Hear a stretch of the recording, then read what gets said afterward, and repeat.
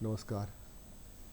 बीच बहस में आज हम बात करेंगे झारखंड में सिकल सेल एनीमिया की। यह एनीमिया जो है कैसे जिंदा आदमी को खा जा रहा है, कैसे बच्चे अंडरवेट हो रहे हैं, अंडर हाइट हो रहे हैं, और लगातार कुपोषण की वजह से जो जनरेशन आ रहा है वह जनरेशन भी बहुत काम का नहीं रह रहा है। इसके क्या कारण है? वह भी तब जबकि झारखंड बनने के बाद झारखंड में अस्पतालों की भरमार हुई, डॉक्टर्स भी बहाल हुए, नर्सेज भी आई। हाँ, यह तय है कि तुलनात्मक दृष्टि से देखें तो जो सृजित पोस्ट है उसके तुलना में बहुत कम बहालियाँ हुई हैं और बहुत सारे पद रिक्त हैं। जहाँ तक मेरी समझ है वो समझ ये है कि एक तो शुद्ध पीने का पानी नहीं है बहुत सारे गाँवों में, वो एक शायद बड़ा कारण बनता है। खाने का ठीक ठाक नहीं है। पहले जंगल से जो सारा कुछ मिल जाता था, जिससे पोषण मिलता था, वो नहीं। हर खेत में जब खेत में जाते थे तो मछली मार के ले आते थे। ऐसे चलते चलते मछली निकाल लेते थे, प्रोटीन मिल जाता था, बहुत सारी चीज़ मिल जाती थी। अब वो चीज़ें धीरे धीरे घट रही है। अब मछली की खेती होती है, मुर्गी की खेती होती है, अंडे की खेती होती है, अब सब चीज़ की खेती हो रही है। उस खेती से हम क्या खा रहे हैं, क्या पी रहे हैं, डॉक्टर साहब बताएंगे। तो बीच बहस में आज हम बात करेंगे एनीमिया पर। झारखंड का एनीमिया क्या है, कुछ आंकड़े हम बाद में देंगे। पहले परिचय कराएं अपने मेहमानों का। हमारे साथ है डॉक्टर संजय सिंह, जो प्राध्यापक हैं रिम्स में मेडिसिन के। स्वागत है आपका। हमारे साथ है डॉक्टर अनुभवी सिन्हा, जो स्त्री रोग विशेषज्ञ हैं सदर अस्पताल में। डॉक्टर विमलेश सिंह हैं, जो सीईओ हैं और सिकल सेल एनीमिया के मॉडल हैं, डीएस भी है सदर अस्पताल के। स्वागत है आपका। डॉक्टर पार्थो कुमार चौधरी हैं, जो प्राध्यापक हैं शिशु रोग विभाग रिम्स के। आप सबको नमस्कार, सबको जोहार, सबको स्वागत है यहाँ आने के लिए। तो डॉक्टर साहब, मैं आप ही से आरंभ करता हूँ। मेडिसिन में तो आपको रोज़ बरोज़ जो लोग हैं सबको गुजरना ही पड़ता है इस तरह के लोगों से।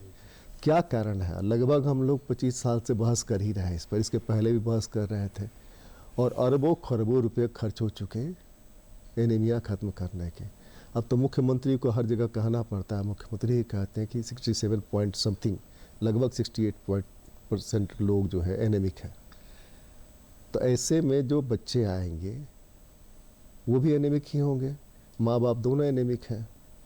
और एक क्लास खास है, और वह क्लास है ट्राइबल्स का, वह क्लास है दलितों का, वह क्लास है जो मजदूर क्लास के लोग हैं। उन लोगों का मेहनत तो करना पड़ेगा, बिना मेहनत के खाएंगे नहीं। आपको क्या लगता है फैक्टर्स क्या क्या हैं जो फैक्टर्स एनीमिया के कारण बनते हैं? पूरे भारत में तो सबसे अधिक एनीमिया पाया जाता है खून की कमी। वो न्यूट्रिशनल हम लोग कहते हैं, खाने पीने की कमी, पर्टिकुलरली आयरन की कमी या विटामिन B12 की कमी, फॉलिक एसिड की कमी, ये सब देखा गया है। लेकिन हम लोग के क्षेत्र में एक खास तरह का एनीमिया है जो जेनेटिकली डिटरमाइंड होता है। मतलब जेनेटिक है, एक वंशानुगत कह सकते हैं, वंशानुगत है, पेरेंट्स से बच्चों में जाता है। इसमें सिकल सेल एनीमिया, थैलेसेमिया इत्यादि महत्वपूर्ण हैं। और सिकल सेल एनीमिया बहुत कॉमन है इस एरिया में। बट अगर हम लोग कंपेयर करें बिहार से, तो इस एरिया में ये जो झारखंड की आबादी है, यहाँ पर सिकल सेल एनीमिया बहुत ज़्यादा है, थैलेसेमिया भी बहुत ज़्यादा है। तो दोनों में क्या साम्य है? थैलेसीमिया में और एनीमिया में क्या साम्य है? जी, दोनों में एनीमिया होता है, और उसके हीमोग्लोबिन में दोनों में अंतर है। एक में सिकल सेल हीमोग्लोबिन है और एक में एक पार्ट है हीमोग्लोबिन का, वो पार्ट नहीं है, इसलिए उसको थैलेसेमिया कहा जाता है। ठीक है। और किसी के भी अगर पेरेंट्स को एनीमिया हो और उसके बच्चों में भी अगर एनीमिया है तो इसकी जांच जरूर कराना चाहिए। नहीं, आपने एक कहा कि जेनेटिक है। जी तो ये जेनेटिक के बारे में हम जानना चाहते हैं जी जी कि जेनेटिक कब से जेनेटिक है? क्या शुरू से ही जेनेटिक है, जब से ट्राइबल है तब से जेनेटिक है, या जेनेटिक के कुछ खास ईयर तय मार्क किए गए हैं कि इस ईयर में, इस दशक में हुआ होगा जेनेटिक? ऐसा तो नहीं, लेकिन शुरू से ही यहाँ देखा गया है इस एरिया में लेकिन ज़्यादा। मेरा जहाँ तक ध्यान है डॉक्टर साहब कि जब वो झारखंड बना था उसके पहले ये एनीमिक होने, मतलब बिहार के साथ जब था तो इतनी एनीमिया की स्थिति यहाँ नहीं थी, इतनी खराब स्थिति नहीं थी। इसलिए कि मैं जहाँ सबसे ज़्यादा एनीमिया का इलाका है, जहाँ ये संथाल परगना का इलाका, वहाँ मैं घूमता रहा हूँ और सबसे ज़्यादा वहीं है आज भी। असल क्या था, शुरू में लोग सोचते थे खून की कमी है, लेकिन अब ये जागरूकता फैली है और जांच की सुविधाएं बढ़ी हैं। अब ये पता चल जाता है किस कारण से खून की कमी है। तो ये कारण ही जानना हाँ, चाहते हैं। वही कारण तो जैसे मैंने बताया कि न्यूट्रिशनल है, एक ये जेनेटिक इस एरिया में बहुत ज़्यादा है, जिसमें थैलेसेमिया, सिकल सेल एनीमिया के डिफरेंट टाइप्स हैं, जी, वो सब कारण है। खून लॉस भी एक कारण है, बहुत लोगों को पाइल्स की बीमारी होती है, महिलाओं में रक्तस्राव होता है, उसके वजह से खून की कमी होती है। इस तरह बहुत सारे डिजीज़ हैं जिसमें खून का लॉस का है या कम बन रहा है। आजकल बहुत तरह की दवाइयां हैं जो खून में बनने से रोकता है, तो ऐसे भी दवाइयों का एक्सपोजर होने से बहुत लोग एनीमिक हो जाते हैं। तो ये सब कारण है मुख्यतः एनीमिया के। जी डॉक्टर रणवीर सिन्हा, आप बताइए आपका अपना अनुभव क्या है पढ़ाई के दौरान और ट्रीटमेंट के दौरान, महिलाओं में किस तरह का एनीमिया है? मैं स्त्री रोग विशेषज्ञ हूँ, तो महिलाओं में तो बहुत कॉमन है यहाँ पे अनीमिया। खास करके जैसे सर ने बताया कि nutritional anaemia, iron deficiency anaemia बहुत ही ज़्यादा कॉमन है।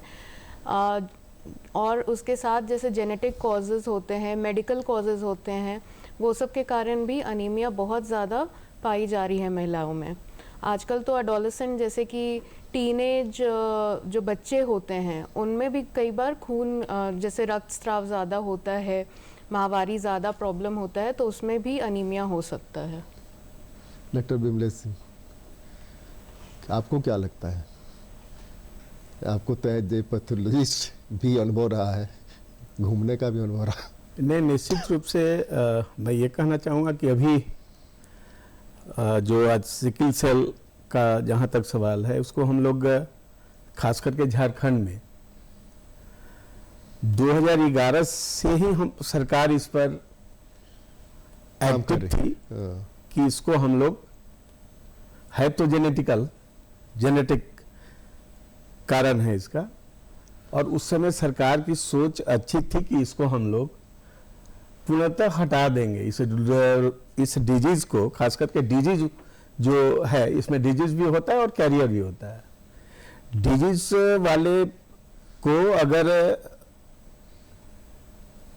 प्रयास किया जाए तो इसको हम लोग काफी हद तक एक तरह से उसको एलिमिनेट कर सकते हैं।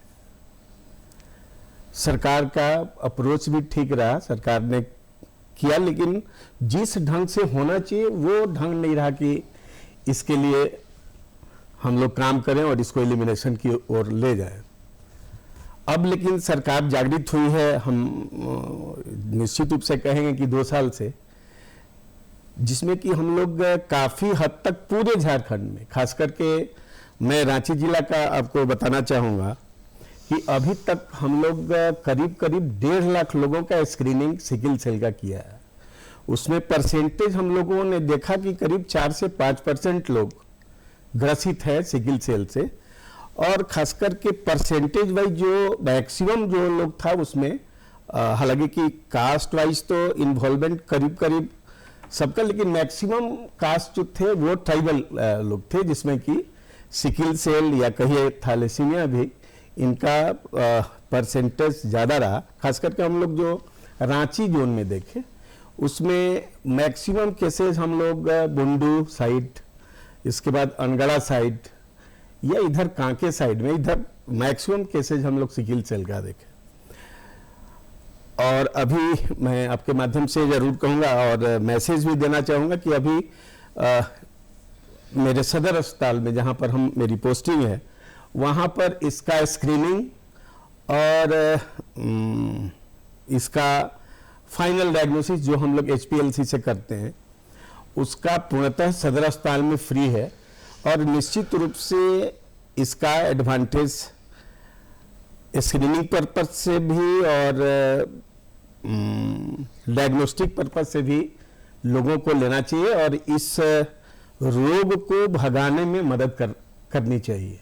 ये मेरा अपना असेसमेंट है और इसके लिए हम लोग काम भी कर रहे हैं। खास करके हम लोग हर महीने में अभी इसके लिए काउंसलिंग करते हैं हम लोग। उस काउंसलिंग में हम लोग मेनली लोगों को बताते हैं कि क्या करना है। अगर मान लीजिए कि ट्रेट है और डिजीज है, अगर ट्रेट है तो हम लोग बोलते हैं कि सबसे पहला ब्रेकेज हमको देना होगा कि शादी का अगर हम लोग अगर ट्रेट है या डिजीज है या तो शादी निश्चित रूप से वैसे लोगों से करना चाहिए जो नॉर्मल रहे, तो उस पे हम लोग ब्रेक कर सकते हैं इस डिजीज को। ये सबसे बड़ा मतलब अनुवांशिक है, इसलिए हम लोग को बेनिफिट्स उस पॉइंट पर मिलेगा। तो अभी हम लोग सारा जो खास करके सिकिल सेल के लिए हम लोग सोलेबिलिटी और नेस्ट्रॉफ और HPLC जो सारे टेस्ट हैं सदर अस्पताल में टोटली फ्री होता है। और निश्चित रूप से मैं ये जागृत करना चाहूँगा झारखंड की जनता को कि कम से कम आए, इस जांच को कराएं और इस रोग को भगाएं, जो कि हम ये पॉसिबल है। सिकिल सेल और थैलेसीमिया को इलिमिनेट करना, डिजीज पोर्शन को, हालांकि ट्रेट तो हम लोग नहीं हटा सकते हैं, लेकिन कुछ हद तक ये हम लोग इस डिजीज को निश्चित रूप से भगा पाएंगे। डॉक्टर पार्थो कुमार चौधरी, बच्चों में क्या स्थिति है? ये सिकल सेल अधिकतर देखिएगा कि बच्चों में ही पकड़ाता है, बच्चे में। और जैसे ये कह रहे थे कि अनीमिया निश्चित रूप से झारखंड में बहुत ज़्यादा है, उसका मूल रूप कारण है कि न्यूट्रिशनल अनीमिया, जिसको बोलते हैं खान पान में ऐसा चीज़ है नहीं खा रहे हैं। ये नहीं है कि महंगा चीज़ खाना है तभी आयरन मिलता है, वो गलत चीज़ ले रहे हैं ना। जो पिज़्ज़ा बर्गर ये सब का दौर आया है, जंक फूड जिसको बोलते हैं, इसीलिए जंक फूड के कारण। लेकिन यहाँ हमारे चारों ओर आयरन है। आपका गुड़ देखिए, गुड़ में ही बहुत सारे आयरन है। अगर जर्मिनेटेड जो अंकुरित जो चना है जिसको बोलते हैं, उसमें भी आयरन भरपूर मात्रा में। ग्रीन वेजिटेबल, हरी सब्जी, फल, और उसके लिए बहुत महंगा चीज़ लेना जरूरी नहीं है। तो ये सबको आप न्यूट्रिशनल अनीमिया को तो खान पान में अगर देखभाल किया जाए तो ये तो कम किया जा सकता है। जहाँ तक सिकल सेल का बात है, और ये देखा गया है कि सिकल सेल अधिकतर देखा गया कि जहाँ पे ट्राइबल रीजन है, और बहुत ये एक तरह से जो अफ्रीकन कंट्रीज, झारखंड, मध्य प्रदेश, उसके बाद छत्तीसगढ़, उड़ीसा, महाराष्ट्र, ऐसे गुजरात, ऐसे में ट्राइबल पॉपुलेशन को अधिक इफेक्ट करता है। इसका कारण देखा गया कि बहुत साल पहले जो ट्राइबल पॉपुलेशन रहते थे अधिकतर जंगल में, वहाँ मच्छर बहुत ज़्यादा होता है। आप लोग जानते हैं झारखंड में मलेरिया बहुत है। तो ऐसा जेनेटिक चेंज आया, खाली यही नहीं आया, ये पूरे वर्ल्ड में आया जहाँ मच्छर ज़्यादा है। तो वहाँ पे ये सिकल सेल ट्रेट एक बना, जेनेटिक कुछ चेंजेस आया जीन्स में, जो क्या किया कि हेमोग्लोबिन को चेंज करके हेमोग्लोबिन एस कर दिया। लेकिन वो अगर कम मात्रा में रहे, जिसको हम लोग बोलते हैं ट्रेट, तब वो मलेरिया से बच रहा था। तो ऐसा पूरे वर्ल्ड में हुआ, और ये जेनेटिक चेंजेस इसलिए आया क्योंकि ये मलेरिया से बचा रहा था। लेकिन दिक्कत क्या हुआ, क्योंकि पॉपुलेशन ऐसे कम थे तो एक दूसरे से वो शादी करने लगे। जब शादी करने लगे तब दो दो ट्रेट अगर मिल जाए तो ये चांसेस रहता है कि एवरी प्रेगनेंसी, गर्भ अवस्था में 25%, मतलब 25% ऐसा चांस रहता है कि उसका बच्चा ग्रसित हो सिकल से ही। तो क्या हम इसको रोकथाम कर सकते हैं? जरूर, जैसे डॉक्टर बिमले से भी बता रहे थे कि इसका रोकथाम कर सकते हैं, जिसको बोलते हैं प्राइमरी प्रिवेंशन। प्राइमरी प्रिवेंशन में आपको सबसे बड़ा चीज है कि कैरियर डिटेक्शन। कैरियर डिटेक्शन आपको ऐसे करना है कि जब भी आज सबसे पहले कैरियर डिटेक्शन पूरे पॉपुलेशन में कीजिए, है ना, इरेस्पेक्टिव, और मैरिज से पहले, शादी से पहले तो जरूर कीजिए। और प्री मैरिटल काउंसलिंग बोलते हैं, 2 ट्रेट शादी नहीं करें। हम तो कहते हैं कि जन्म कुंडली मिलाने से अच्छा है कि आप ये ट्रेट वाला देख लीजिए कि 2 ट्रेट शादी मत कीजिए, सिकल सेल होगा ही नहीं।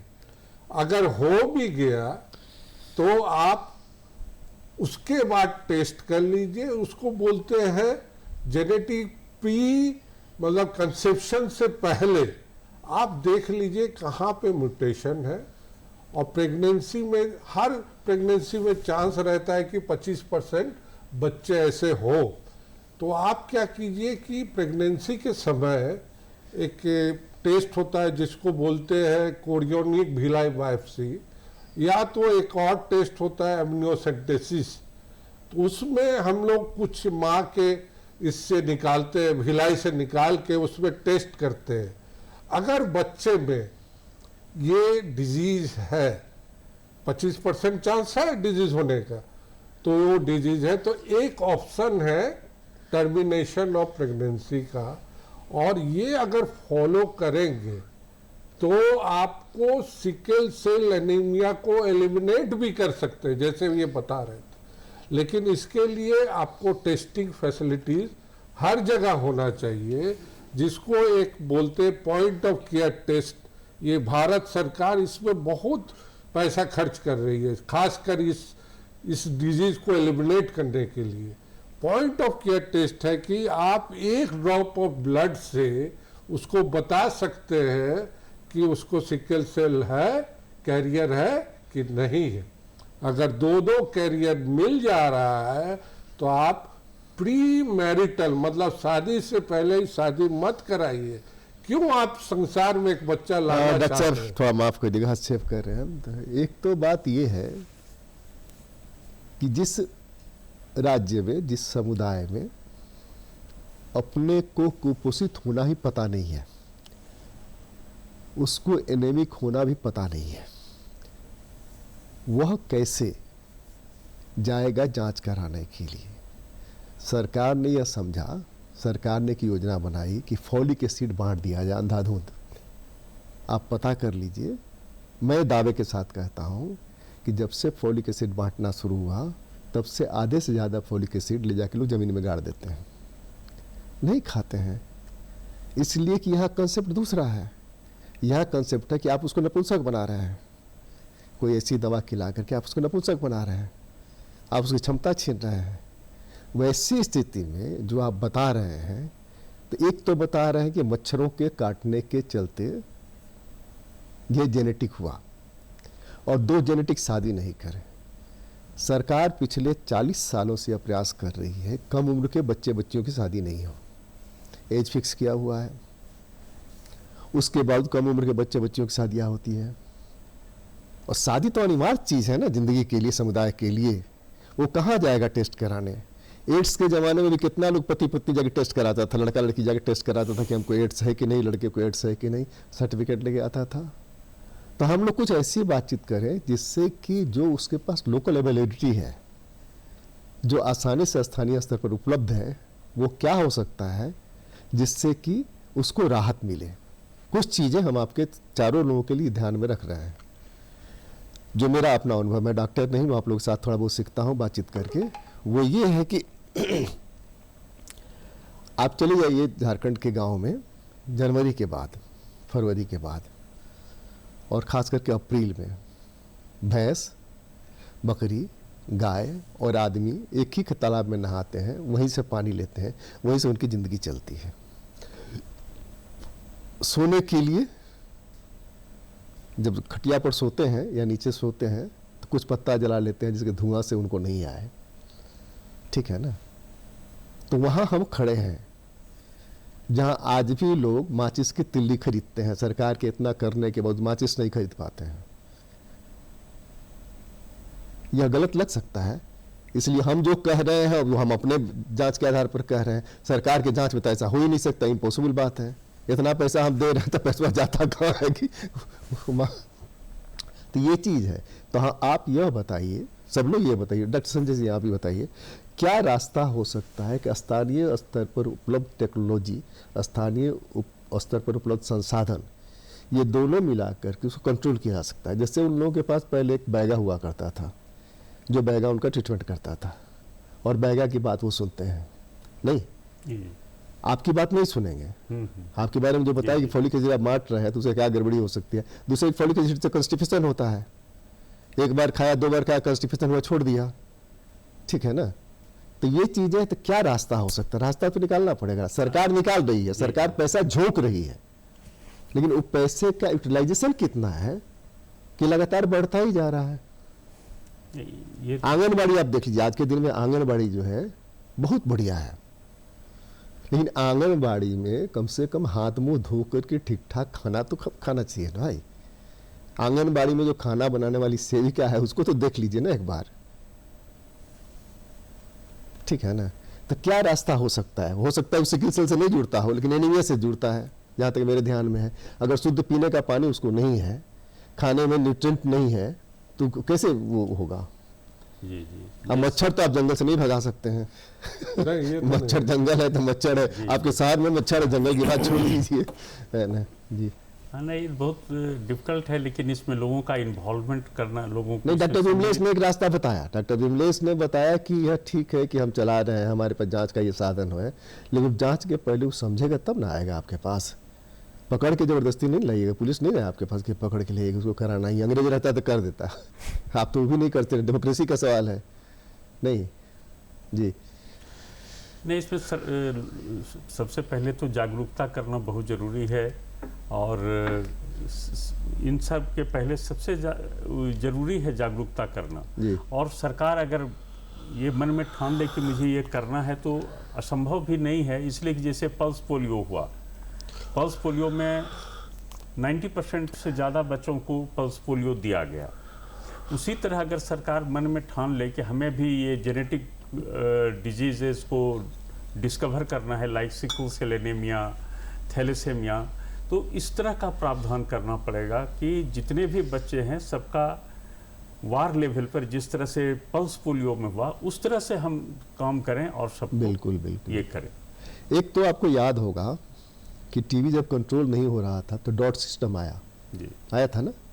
डॉट सिस्टम का क्या रिजल्ट है आप लोग बताएंगे, हम एनएफएसएस की रिपोर्ट बताएंगे, इकोनॉमिक सर्वे की रिपोर्ट बताएंगे, तो आप लोगों को लगेगा बढ़ा चढ़ा के बोल रहे हैं, जी है ना। लेकिन उसका प्रभाव पड़ा, जी डॉट्स का प्रभाव पड़ा कि आना पड़ता था लोगों को। अब वहाँ जो रहता था उसको खिला करके फोटो खींच के भेजना पड़ता था नहीं। तो इस तरह की कुछ सिस्टम चलाया जाए, बैगा को शामिल किया जाए ना इस काम में, जी जी ग्राम सभा प्रधान को शामिल किया जाए, पंचायत के वार्ड को शामिल किया जाए।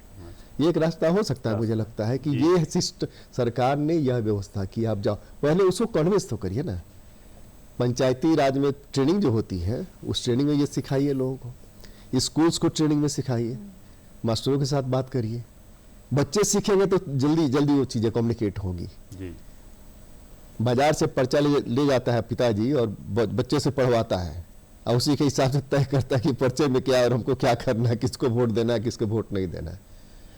डॉक्टर अनुभवी बताइए। जी, आपने बिल्कुल सही कहा कि अवेयरनेस फैलाना बहुत ज़रूरी है, ख़ास करके ग्रास रूट लेवल पे जो बहुत रिमोट एरियाज़ में, गांव देहात में लोग रहते हैं, ट्राइबल लोग रहते हैं, उनमें अवेयरनेस ही नहीं है। तो इसमें हम लोग अपने जो उस लेवल के कर्मी है, स्वास्थ्य कर्मी है, जैसे सहिया, आशा वर्कर, ये लोग को मोबिलाइज किया जा सकता है, और वो लोग करते भी है। बहुत सारे मरीजों को लेकर आते हैं जिनका जैसे प्रेगनेंसी में जैसे शुरुआती में ही टेस्ट होता है जिसमें सॉल्युबिलिटी नेस्ट्रोफ टेस्ट होता है, उसमें पता चल जाता है, हीमोग्लोबिन टेस्ट होता है कि ये अनीमिया से ग्रसित है कि नहीं, साथ में आयरन फॉलिक एसिड बंटवाया जाता है।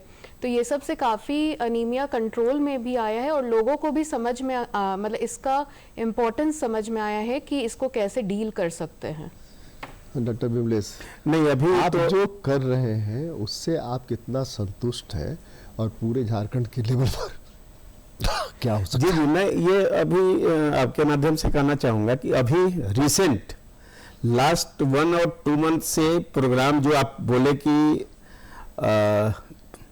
जो लोवेस्ट जो ग्राम प्रधान लेवल से लेके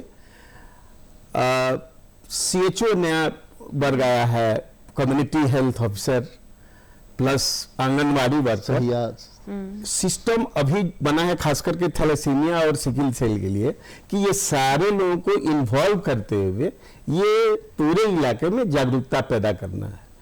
और हम समझते हैं कि आने वाला करीब विदिन 1 ईयर हम लोग निश्चित रूप से खास करके जो ये सिकिल सेल और थैलेसीमिया है, जैसा सरकार का अभी आया है कि HPLC, गजल सिस्टम, गजल इलेक्ट्रोफोरेसिस, ये सब सिस्टम, और 1 पॉइंट जो डॉक्टर साहब बता रहे थे टेस्ट जो है, वो सारा निश्चित रूप से हम लोग सरकारी स्तर पर उसको डिलीवर कर रहे हैं और इसका आउटपुट निश्चित रूप से मिलेगा। जो अभी मतलब इसमें सरकार अच्छा काम कर रही है और जिस ढंग से कर रही है हम लोग सोच रहे हैं कि निश्चित रूप से जैसे और राज्य, जैसे अभी आज के डेट में हम स्थिति आपको बताना चाहेंगे, गुजरात में करीब करीब सिकिल सेल से उन लोगों ने सिकिल सेल को डिफीट किया है। आज के डेट में अच्छा काम आपको जैसे जो उड़ीसा है, मध्य प्रदेश है, इसमें अच्छा काम हो रहा है। कैसे किया? वही जो आपको जो समुदाय को इन्वॉल्व करेंगे आप, जैसे समुदाय इन्वॉल्व होगा तो चीजें आपकी ऑटोमेटिकली आगे बढ़ने लगेगी। साथी हाथ बढ़ाना साथी रे, निश्चित एक ईंट बढ़ाइए और वो ईंट किलोमीटर तक दूर चला जाएगा। जी जी जी दूसरा पकड़ के, लेकिन दूसरे को एक ईंट लेके जाने में किलोमीटर में हालत खराब हो जाएगा। निश्चित कहना आपका सही है सर। जिस लेवल से सरकार पॉइंट आउट कर रही है, ग्राम प्रधान, आंगनवाड़ी वर्कर, आशा वर्कर, सहिया, उन लोगों का इन्वॉल्वमेंट करके अब लग रहा है कि हम लोग सक्सेस निश्चित रूप से करेंगे। डॉक्टर पार्थो, हम एक तो आपके यहाँ जो बच्चे आते हैं, उनके जो गार्जियंस आते हैं, उनका इकोनॉमिक क्लास क्या होता है? नहीं, हमारे यहाँ तो यूजुअली लोअर सोशल इकोनॉमी, और ख़ासकर हम लोग ट्राइबल पॉपुलेशन में ज़्यादा देख रहे हैं ये, और वही लोग आते हैं। नॉन ट्राइबल में भी मिलता है लेकिन ट्राइबल ज़्यादा है। लेकिन वहाँ जो है, जो जंगल का इलाका है, वहाँ कुर्मी भी रहते हैं, कुर्मी भी रहते हाँ, हैं। वो लेकिन उनको नहीं है, इन्हीं को क्यों है? और उनकी संख्या कम होती है कंपैरेटिवली कुपोषण के मामले में, इसलिए कि वो अवेयर है। ये हेरिडेटरी जेनेटिक जो बोल रहे हैं, ये उसी समय से स्टार्ट हुआ जब ये जंगल से दे रिलेटेड है। नहीं तो मंडल भी वहां पर थे, हाँ। मतलब लगभग लोहरा भी थे, तमाम जातियां थी जो कारीगर जातियां थी, तभी तो समुदाय चलता है। तो उनको नहीं हुआ, सिर्फ इन्हीं को क्यों हुआ? और ये ऐसा भी नहीं है कि टोटली ये ट्राइबल में कंपैरेटिवली हम कह रहे हैं, कंपैरेटिवली जो कह रहे हैं, कंपैरेटिवली टोटल हम कैसे ज्यादा कह है, रहे हैं? लेकिन ये नॉन ट्राइबल में भी ये इनफैक्ट हम लोगों ने देखा। इसमें दखल देना चाहेंगे सर, खास करके कांके बेल्ट में जो हम लोगों ने देखा, वहां मैक्सिमम मुस्लिम वर्ग का सिकिल सेल का परसेंटेज कैसे ज्यादा है। तो स्पेसिफिकली ये कहना कि केवल में नहीं, मैं आपको बता रहा हूँ, कहीं भी चले जाइए संथाल परगना के इलाके में, छोटानागपुर के इलाके में, संख्यात्मक दृष्टि से ट्राइबल से कम नहीं है वो, कम नहीं, सिकिल सेल के मामले में। हाँ। इसलिए कि वहाँ भी भूख है, वहाँ भी गरीबी है, वहाँ भी रहने को एक रूम है, उसमें 10 लोग रह रहे हैं। तो ऐसे लोगों के साथ तो नौबत आएगी ना भाई, कहाँ से मसहरी लगाए और कहाँ सोएंगे? हम इसमें ऐड करना चाहेंगे कि जैसे हम लोग अगर रोकथाम करना चाहते हैं जी, तो 3 लेवल में करना होगा। एक बोलते हैं प्राइमरी जी, एक सेकेंडरी, एक टर्सरी। जी, तो प्राइमरी अगर आपको सबसे पहले कारण पता करना होगा कि किस कारण एनीमिया है। अगर वो न्यूट्रिशनल बने खाने पीने में गलत चीज ले रहे हैं जो जिसमें आयरन की कमी कम है ना, तब हम लोग बहुत आसान है और सरकार इसमें प्रयासरत है कि आयरन और फोलिक एसिड टैबलेट बांट भी रही है, बच्चे के लिए भी प्रिवेंशन के लिए बांट रही है। ये किया जा सकता है और थोड़ा जागरूकता लाए कि किस चीज में खाने से आपको आयरन की कमी कम रहेगी और आयरन डेफिशिएंसी कम रहेगा। विटामिन B12 एक मेगालोब्लास्टिक एनीमिया ये भी बहुत मिल रहा है। तो इसमें भी कुछ बदलाव लाने से और जागरूकता है, जैसे कि आपको बताइए कि गुड़, हरी सब्जी, अंडा, नॉनवेज लेते हैं तो नॉनवेज भी लेने से ये सब कम होता है। लेकिन जहाँ तक सिकल सेल का बात है, यहाँ उसको सिकल सेल है कि नहीं, इसीलिए टेस्टिंग बहुत जरूरी है। अगर इसमें टेस्टिंग में फेल हो जाए, और जैसा आप बोल रहे थे हर जगह ये टेस्ट हो नहीं पाता है, तो इसीलिए सरकार बहुत प्रयास, मतलब पिछला सरकार भी थी और ये सरकार भी है, और दोनों एक ही सरकार चल रही है, और बहुत करोड़ों में पैसा इन्वेस्ट किया जा रहा है सिकल सेल के लिए, और उसमें हम लोग बहुत हद तक कामयाबी पा चुके हैं कि हम लोग टेस्टिंग कर पा रहे हैं। क्योंकि अब पहले बहुत कॉस्टली होता था, अब पॉइंट ऑफ केयर, एक ड्रॉप ऑफ खून से हम लोग बता दे रहे हैं कि ये कैरियर है या नहीं है, सिकल सेल है कि नहीं है। इससे बहुत बड़ा फर्क आया है। तो प्राइमरी प्रिवेंशन तो जो बताए थे कि शादी से पहले आप टेस्ट करा के एक काउंसलिंग कर सकते हैं, जेनेटिक टेस्टिंग, लेकिन सेकेंडरी प्रिवेंशन हम लोग कर सकते हैं कि जितना जल्दी हम लोग पता कर ले कि ये सिकल है सेल है कि नहीं, उसके बाद हम लोग फर्दर काउंसलिंग भी कर पाएंगे। उसको बार बार ऐसे बच्चे में खाली एनीमिया से प्रॉब्लम नहीं होता है, इसको क्राइसिस होता है। हम लोग जो छोटे बच्चे में देखते आपके हैं, यहाँ जो बच्चे आए हैं जिनको कि आप ट्रीट किए हैं हाँ वार्ड्स में आपके, हाँ, एक तो आपने बताया कि उनके क्लास क्या होते हैं, दूसरा ये चीज़ बताइए कि उसमें से कितने सरवाइव कर पाए और कितने घर वापस लौट गए ठीक होकर के, और उनका ठीक हुआ, या माता पिता को आपने कहा कि भाई तुमको ये जेनेटिक चला आ रहा है इसलिए तुम भी अपना वो कराओ? नहीं, यही हम बताना कोशिश कर रहे हैं कि सेकेंडरी प्रिवेंशन का पर्पस ये कि जल्दी से पकड़ ले, ताकि हम लोग पहले से जाने इसमें क्या दिक्कत होने वाली है। एक तो है कि इसको क्राइसिस होगा। क्राइसिस क्या होता है कि जोड़ हाथ में दर्द होता है, हड्डियों में दर्द होता है, और उसके बाद उसको खून का कमी कभी कभी बहुत कम हो जाता है।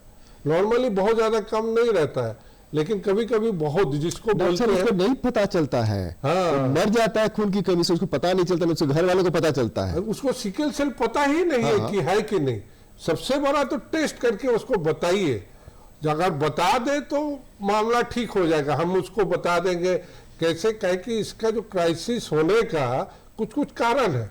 आपके पास आपके डिपार्टमेंट में काउंसलर हैं, 2-3 काउंसलर हैं जो कि उनको सब काउंसिल करते हैं? पूरे जितने पूरे डिपार्टमेंट है इस रोग से डेली जूझते हैं। काउंसलर है जो उसको काउंसलिंग करे, जो लोग एकदम काउंसलर है।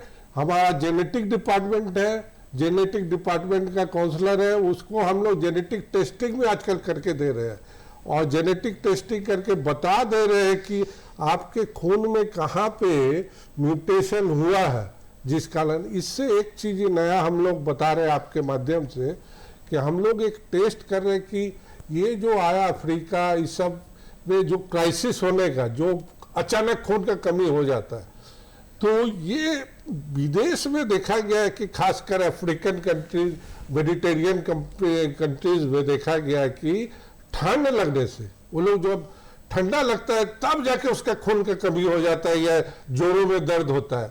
लेकिन इंडिया में हम लोग वो नहीं देख रहे। इंडिया में देख रहे हैं कि डिहाइड्रेशन, मतलब कि उसको पेट खराब हुआ, बहुत सारा पानी निकल गया, डिहाइड्रेशन या कोई इन्फेक्शन हो जाए, तो उसमें वो लोग क्राइसिस लेके आता है जी। तो हम लोग पहचान ले कि ये सिकल सेल है, तो पहले से हम निश्चिंत रहेंगे और माँ बाप को बताएंगे कि क्राइसिस नहीं हो। क्राइसिस कैसे होता है कि ये इसको पानी का कमी नहीं होने दे, उसको खून का कमी अगर हो जाए तो जो पीला पड़ जाए, आँख थोड़ा सा पीला, उसके बाद सफ़ेद पड़ जाए, तो वो जल्दी लेके आ जाए। कभी भी ऐसे बच्चों को बुखार हो तो बुखार को नज़रअंदाज मत कीजिए। साधारण बुखार हम आपको जैसा होगा, लेकिन वो अचानक सीवियर वो पेल हो जाएगा, मतलब कि पीला पड़ जाएगा, एकदम सफ़ेद हो जाएगा। तो बुखार को ऐसे बच्चे को हम लोग माध्यम से आपके बोलना चाहते हैं, एकदम नज़रअंदाज मत कीजिए, तुरंत हॉस्पिटल चलाइए, क्योंकि ये साधारण बुखार भी ऐसे बच्चे में सिकल सेल में क्राइसिस के रूप में प्रेजेंट करता है, क्योंकि ऐसे बच्चे में रोगों से लड़ने की क्षमता बहुत कम होती है, जिसका बहुत सारा कारण है।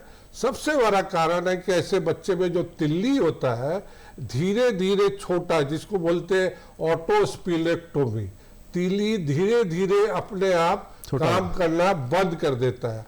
और तिल्ली का सबसे बड़ा काम है कि इन्फेक्शन से, कीटाणु से रोकथाम करना।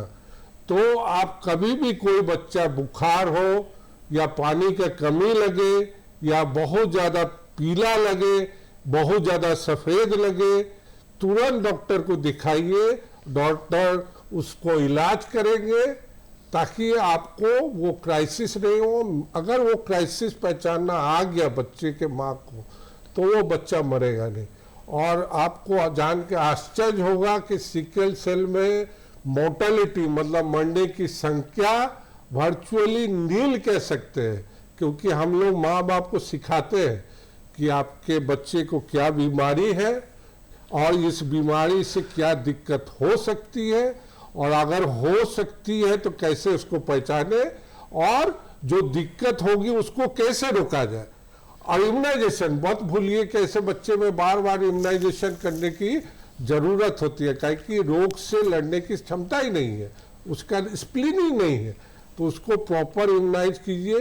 नॉर्मल इम्यूनाइजेशन के अलावा भी जैसे हेपेटाइटिस बी ये सब तो करते ही है, लेकिन इसमें न्यूमोकोकल, मेनिंजोकोकल, एच इन्फ्लुएंजी और इन्फ्लुएंजा वैक्सीन भी देना चाहिए, जो सरकार अभी ऐसे बच्चों में दे रही है।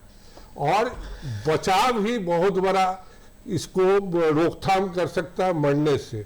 और ऐसा हम लोग दिन रात कर रहे हैं रिम्स में, और ऐसा हमको गर्व होता है कहने में कि सिकल सेल से तो कोई बच्चा मर नहीं रहा है और आगे भी नहीं बचेगा, क्योंकि जागरूकता बहुत आ रही है। पहला पहचानना बहुत जरूरी है कि क्या ये सिकल सेल से ग्रसित है या ये एनीमिया हो रहा है, आयरन की कमी से हो रहा है, या फोलिक एसिड या विटामिन B12। चलिए अब डॉक्टर संजय सिंह से पूछते हैं, आपके यहाँ सिकल सेल के पेशेंट आते हैं क्या? हमारे यहाँ करीब फीमेल? मेरे यूनिट में मैं देखता हूँ सप्ताह में 1-2 पेशेंट तो जरूर आते हैं। और उनको पता होता है कि सिकल सेल है या कहीं से रेफर होकर के आते मेरे हैं? पास जितने भी आए हैं शायद उसमें 50% से ज़्यादा लोगों को मालूम है कि सिकल सेल एनीमिया है। मैंने रेफर होके आए क्या? जी नहीं वो कहता है आके कि सर मुझे सिकल सेल एनीमिया है। कैसे पता चला उसको? देह हाथ में दर्द है इसलिए सिकल सेल है? नहीं उनको बता दिया गया है कि ऐसा होने पर आपको कोई डॉक्टर बताया होगा? कोई डॉक्टर बचपन में हम ही लोग बताते हैं, कोई बताया, और वो आते हैं। आने के बाद फिर हम लोग प्रॉपर ट्रीटमेंट करते हैं। ट्रीटमेंट करने से अधिकतर लोग ठीक होके चले जाते हैं। आपके यहाँ भी काउंसलर है क्या जो काउंसलिंग करते हैं उन लोगों का? जो नहीं हम लोग के यहाँ जैसे हम लोग के जो नर्सेज हैं जूनियर रेसिडेंट हैं, उनको इस तरह का कहा गया है कि कोई भी इस तरह के पेशेंट आते हैं तो उनको तुरंत एडमिट करना है और इस तरह से आगे बढ़ना है। जो बना हुआ है परंपरा बनी हुई है कि ये करना है, उसके बाद ये करना है, वो प्रोटोकॉल उन लोग को फॉलो करना है। और उस प्रोटोकॉल फॉलो होने से ये पता चल जाता है कि किस जैसे है तो किस तरह का कॉम्प्लिकेशन हुआ है और इसमें किस तरह से हम लोग इलाज कर सकते हैं। डॉक्टर रणवी, जब हम लोग बच्चे थे तो कहावत थी, हाथ गोड़ सुथनी पेट नद कोला, मतलब कुपोषित है। जिसका हाथ पांव सूखा हुआ पेट निकला हुआ मतलब कि वो कुपोषित है और उसका ट्रीटमेंट उसके हिसाब से कराना है। तो ये अगर समझ इस स्तर पर समझ आए, जैसे कि आप दोनों ने कहा, एक बहुत अच्छी बात कही कि वो आता है यह बता कर कि हमको सिकल सेल एनीमिया है, ये अपने आप में बड़ी बात है। हम ये कह रहे हैं कि आप थोड़ा सा अपने वार्ड का बताइए, सदर अस्पताल में क्या स्थिति है आपके यहाँ? किस तरह की महिला, इस तरह की महिला आती है क्या सिकल सेल एनीमिया की? यूजुअली महिलाओं में जब वो प्रेग्नेंट होती है तभी उन्हें पता चलता है कि उन्हें अनीमिया है, क्योंकि उसके पहले वो मतलब उतना जांच उनका कभी हुआ नहीं रहता है। तो जब महिलाएं प्रेग्नेंट होके आती हैं तो उनका जो फर्स्ट बुकिंग विजिट पे हम लोग जांच करते हैं, तो उसमें जब हमें समझ में आता है तब उनको काउंसिल किया जाता है कि आपको ये सब समस्या है और आपके प्रेगनेंसी में आगे भी क्या हो सकता है। तो फिर उसके बाद से जैसे भी उनका जैसे कॉम्प्लिकेशन क्या होता है उसमें? अगर प्रेगनेंसी हुई, डिलीवरी होना है, तो प्रेगनेंसी में और डिलीवरी में क्या कॉम्प्लिकेशन हो? देखिए, प्रेगनेंसी में जब माँ प्रेग्नेंट होती है तो बच्चे में भी कॉम्प्लिकेशन आ सकता है और माँ में भी होता है। माँ में जैसे कि खून की कमी है, विजिबल जो तुरंत हाथ महसूस पैर फील करें, जैसे सांस लेने में तकलीफ होता है, हाथ पैर फूलने लगता है, कमजोरी लगने लगता है, ये सब विजिबल होता है, जिसके कारण वो अस्पताल ज़्यादा जल्दी आती हैं। और कभी कभी जैसे बच्चों का जैसे जल्दी मतलब अबॉर्शन, खुद से बच्चा खराब हो जाना पहले ट्राइमेस्टर में, ये कॉमन है। उसके बाद जैसे ये सब में बीपी वगैरह की भी शूट, मतलब बीपी हाइपरटेंशन भी होता है कॉम्प्लिकेशन में, तो चक्कर आना, मतलब ये ब्लैकआउट्स होना, ये सब कॉमन है। और बच्चा का कम ग्रोथ, 9 महीने से पहले बच्चे का डिलीवरी होना, ये सब कुछ कॉम्प्लिकेशंस है एनीमिया के, जिसके कारण महिलाएं अस्पताल में आती हैं। डॉक्टर विमलेश सिंह, आप ये बताइए कि आपने जो काम किया 1.5 लाख लोगों का जो आपने वो कराया, वो 1.5 लाख में कितने बच्चे, कितने महिलाएं और कितने पुरुष थे? और उन लोगों को पता था पहले से क्या ये बात कि हमको सिकल सेल एनीमिया है? नहीं, पता तो नहीं था सर। हाँ। और जो अभी आपने, आपकी जो टीम गई वहाँ पे, तो टीम जी, ने जी। कैसे उनको चिन्हित किया और कैसे आप खोजे उसको? नहीं, हम लोगों ने शुरुआत की एक्चुअली, आपको ये कस्तूरबा गांधी बालिका विद्यालय पूरे रांची जिला में है, वहाँ से हम लोगों ने शुरुआत किया। और वहाँ वो बच्चियों का है और खासी मैक्सिमम उसमें ट्राइबल ही है। ट्राइबल बच्चियाँ ज़्यादा है।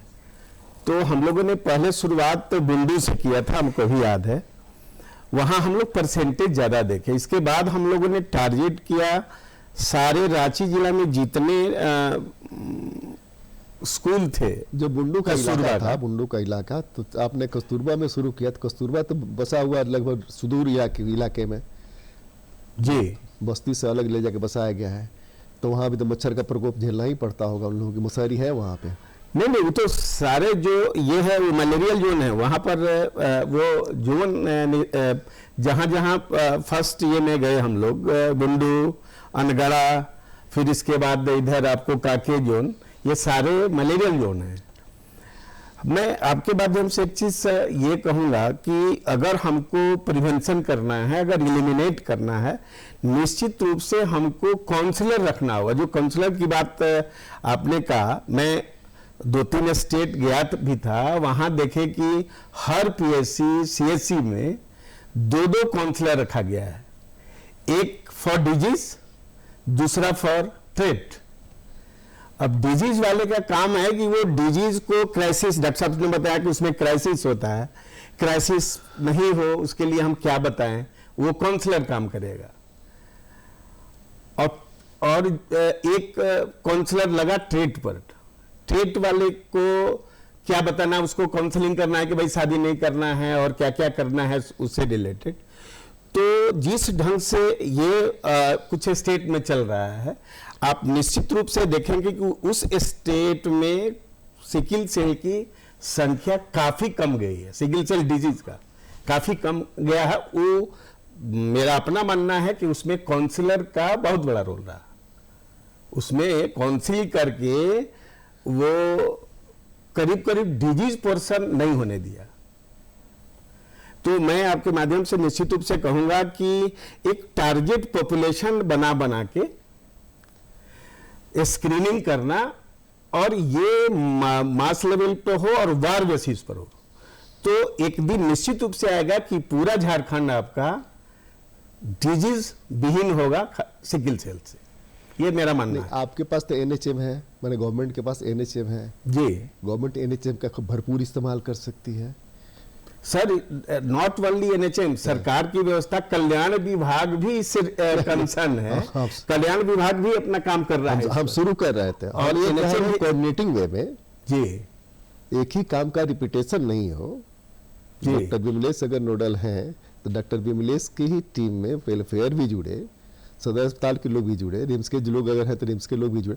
जो टीम है, तो जो नोडल है उसके माध्यम से चले, ताकि पता तो चले कि सचमुच हो क्या रहा है।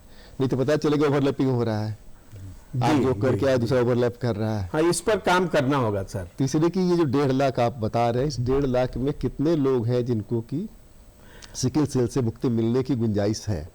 उसमें करीब 4 to 5% हम लोगों ने डिजीज देखा, डिजीज सिकिल सेल का है। और जहां तक आपने इलिमिनेट वाली बात बोली, उसमें हम लोग प्रयास करेंगे तो बोले कि अगर हम लोग का काउंसलिंग और ये सब उस डायरेक्शन में अगर करें, हम लोग निश्चित रूप से इसको इलिमिनेट कर देंगे। अगर डॉक्टर साहब ने बताया कि ट्रेड से शादी नहीं होने देना है, कैसे नहीं होने दीजिएगा, आपको भगा देगा उससे शादी कैसे? वो ये बना लीजिए कि जन्म कुंडली की जगह अगर आप काउंसलिंग करके बोले कि आप एक दूसरे से नहीं डॉक्टर साहब, उसका देखिए, उसका बेस्ट उपाय यही है कि बैगा को अपने साथ शामिल करिए, जो ट्रीटमेंट करता है, शायद बैगा नाम है उसका, जो ट्रीटमेंट वहाँ के गाँव के लोगों का करता है। प्रधान को से बात करिए, वो लोग अगर मिलेंगे ना तो उनकी बात ज़्यादा सुनेगा, वो उनकी बोली है, उनका लैंग्वेज है, हमारी आपकी बात सुनने में समझने में उसको दिक्कत लगेगी।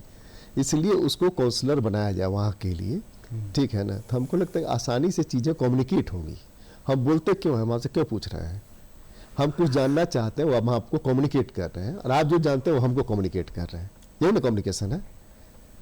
तो वही कम्युनिकेट करना है, जब कम्युनिकेट होगा तो अवेयर होगा, अवेयर होगा तो स्थितियाँ बदलेंगी।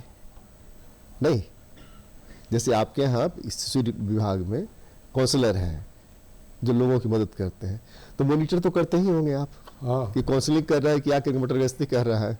जैसे विमलेश सिंह सदर अस्पताल में रोज घूमते रहते हैं कि यहाँ हो क्या रहा है, डॉक्टर है कि कहाँ गायब हो गए, है ना। तो वो एक रास्ता हो सकता है ना। और खासकर ऐसे बीमारी में खासकर देखा गया कि काउंसलिंग से बड़ा हम लोग कोशिश करते हैं कि हर सिकल सेल को एक ही जगह रखा जाए, ताकि वो मरीज भी एक दूसरे से बात करते रहते हैं।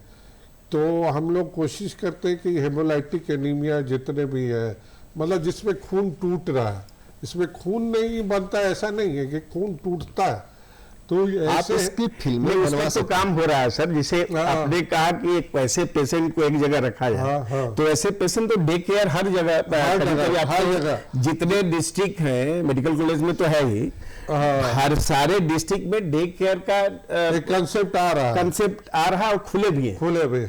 तो वहाँ अभी जैसे हमारे यहाँ अभी डे केयर भी है, करीब 40 बेड का डे केयर है, और प्लस हम लोग 4-5 करीब वहाँ काउंसलर भी रखे होंगे। तो हम लोग इस पर करीब अच्छा काम कर रहे हैं।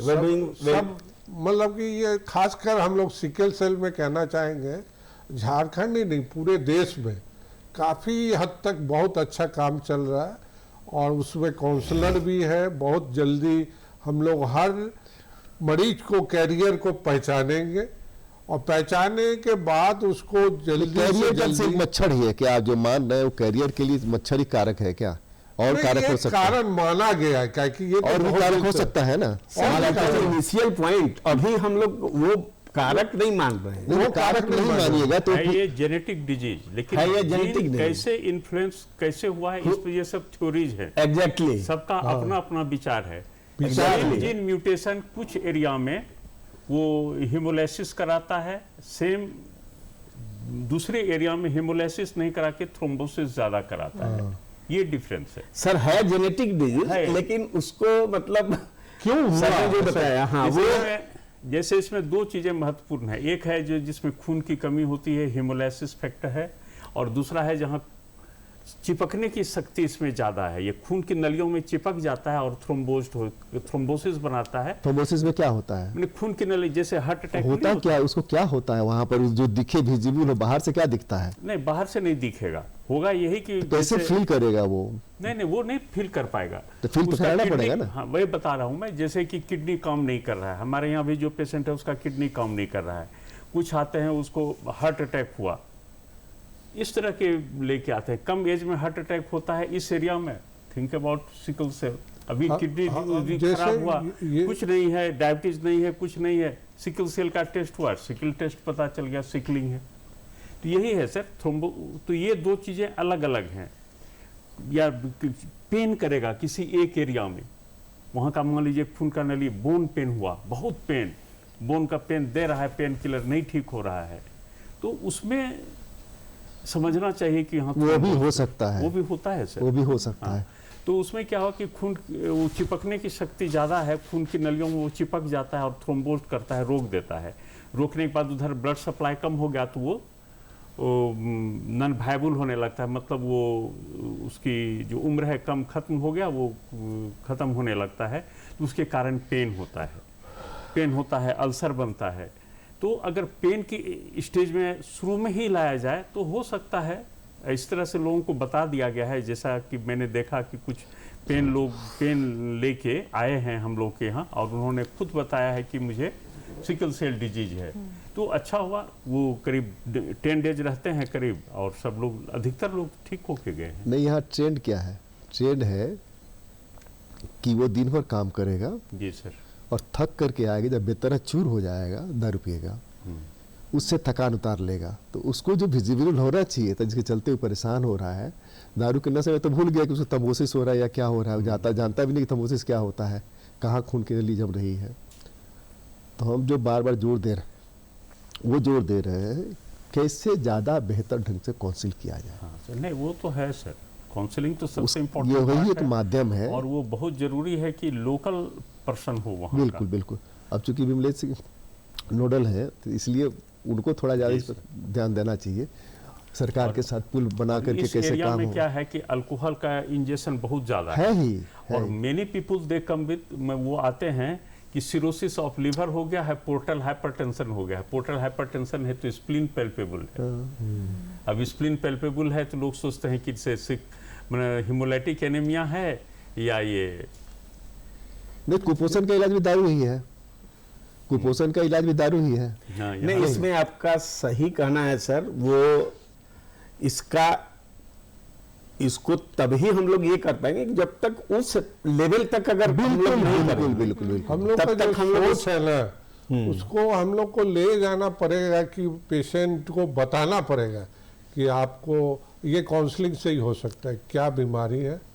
जैसे बच्चे में असल में ये 6 महीने की उम्र के बाद ही आना शुरू हो जाता है। तो जैसे ही डॉक्टर संजय सिंह बोले कि हमको सिकल सेल है, वो आके बोलता है, तो ऐसा नहीं है कि वो पहले से नहीं हो रहा है। मेरे लिए तो आश्चर्यजनक है कि वो आकर के बोला कि सिकल सेल एनीमिया है। हाँ, तो वो बचपन में हम लोगों ने उसको डायग्नोसिस करके दिया है। हाँ। तभी वो आके बोल रहा है। और वो डायग्नोसिस के बाद हम लोग कोशिश करते हैं कि उन लोगों को क्राइसिस नहीं हो, और क्राइसिस नहीं होने के लिए पहचानने के लिए हर चीज़ बताते हैं।